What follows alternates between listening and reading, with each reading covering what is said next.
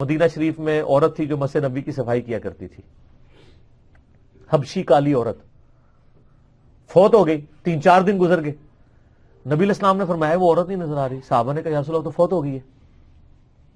آپ نے فرمایا تو مجھے تم نے کیوں نہیں بتایا، میں اس کا جنازہ پڑھ لیتا۔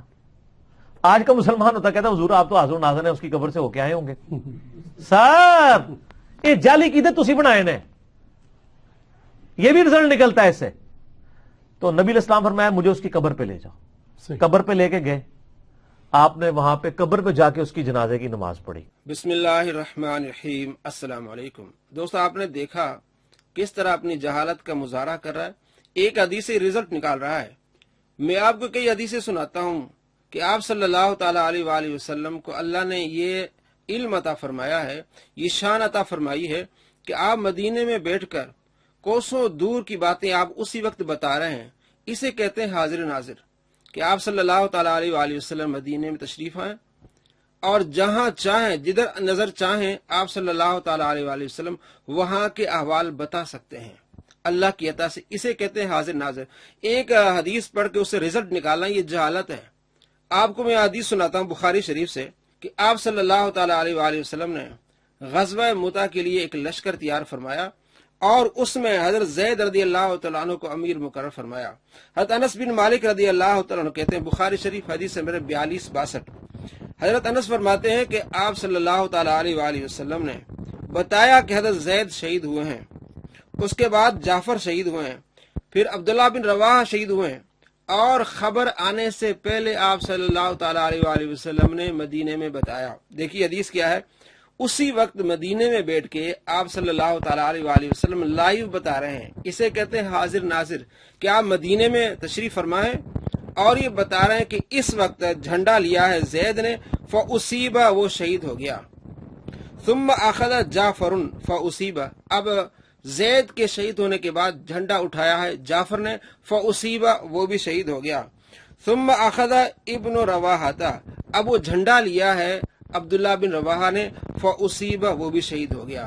آپ صلی اللہ تعالی علیہ وآلہ وسلم یہ ارشاد فرما رہے ہیں، وَعَيْنَاهُ تَذْرِفَانِ، راوی کہتے ہیں کہ آپ صلی اللہ تعالی علیہ وآلہ وسلم کی آنکھوں سے آنسو جاری ہیں جب آپ یہ فرما رہے ہیں کہ زید اب شہید ہو گیا، اس کے بعد جھنڈا اٹھایا جعفر نے، وہ بھی شہید ہو گیا، اس کے بعد جھنڈا اٹھایا عبداللہ بن رواحہ نے، وہ بھی شہید ہو گیا۔ تو آپ صلی اللہ تعالی علیہ وآلہ وسلم کی آنکھوں سے آنسو جاری تھے، یہ لائیو آپ بتا رہے تھے۔ حتی اخذر رایت سیف من سیوف اللہ، یہاں تک کہ اللہ کی تلواروں میں سے ایک تلوار نے وہ جھنڈا اٹھا لیا، اسی وقت آپ بتا رہے ہیں۔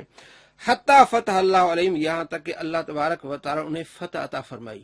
یہ حاضر ناظر لائیو آپ بتا رہے ہیں۔ تو ان احادیث کو بھی پڑھنا ہے، تمام احادیث کے مجموعے کو دیکھ کے پھر عقیدہ بنانا ہے۔ آگے دیکھیے حدیث نمبر 1245، حضرت ابو ہریرہ رضی اللہ تعالیٰ بیان کرتے ہیں کہ آپ صلی اللہ تعالی علیہ وآلہ وسلم نے خبر دی نجاشی کے فوت ہونے کی، نعن نجاشی فی الیوم الذی مات فیہ، آپ صلی اللہ تعالی علیہ وآلہ وسلم نے اسی دن نجاشی کے فوت ہونے کی خبر دی، جو حبشہ میں نجاشی فوت ہو اس کی خبر دی۔ خرج الی المصلی، آپ صلی اللہ تعالی علیہ وآلہ وسلم پھر جنازگاہ کی طرف گئے، فصف بہم، آپ صلی اللہ تعالی علیہ وآلہ وسلم نے صف بنائی صحابہ کی، وکبر اربعن، اور آپ صلی اللہ تعالی علیہ وآلہ وسلم نے 4 تکبیریں کہیں۔ تو آپ نے اسی دن نجاشی کے فوت ہونے کی خبر دی۔ حضرت ابو ہریرہ رضی اللہ تعالیٰ عنہ کو آپ صلی اللہ تعالی علیہ وآلہ وسلم نے صدقہ فطر کی حفاظت کرنے پر مامور فرمایا۔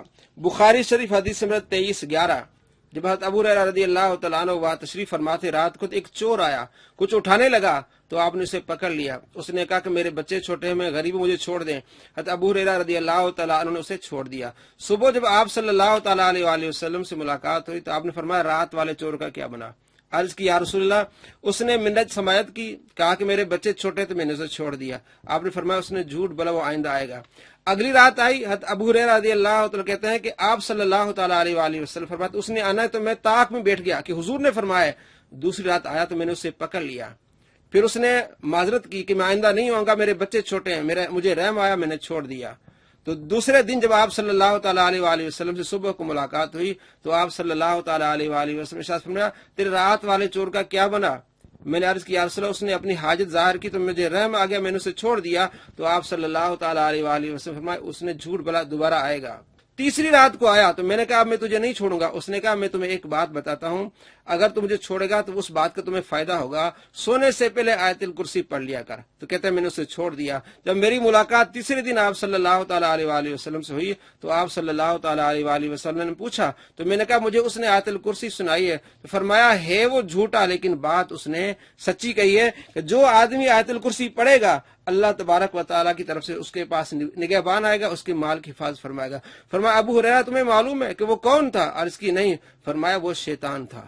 आप सल्लल्लाहु ताला अलैहि वसल्लम अपने घर में मौजूद हैं और बता रहे हैं कि वो शैतान आएगा, और तीसरी रात बताया कि वो कौन था? वो शैतान था। इसे कहते हैं हाजिर नाजिर। अपने घर में मौजूद है, अंधेरे में आपको मालूम है कि अबू हुरैरा के पास कौन आ रहा है और फिर आएगा। तो ये अकीदा है सहाबा कराम अलैहिम रिदवान का। तो उन्हें यकीन था कि आपने फरमाया वो आएगा, तो तैयारी करके बैठ गए। वो आया और आप सल्लल्लाहु ताला अलैहि वसल्लम फरमाया कि वो शैतान था। तो ये अकीदा है जो अहादीस से साबित होता है। और ये जाहिल किस तरह की बातें कर रहा है, ये आपके सामने है। अस्सलामु अलैकुम व रहमतुल्लाहि व बरकातुहू।